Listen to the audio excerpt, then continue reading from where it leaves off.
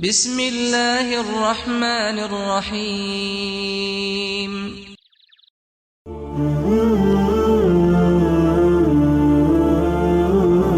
امام مالک نے خبر دی، انہیں ابو زناد نے، انہیں اعرج نے اور انہیں ابو ہریرہ رضی اللہ عنہ نے کہ رسول کریم صلی اللہ علیہ وسلم نے فرمایا کہ شیطان آدمی کے سر کے پیچھے رات میں سوتے وقت 3 گرہیں لگا دیتا ہے اور ہر گرہ پر یہ افسوں پھونک دیتا ہے کہ سو جا، ابھی رات بہت باقی ہے۔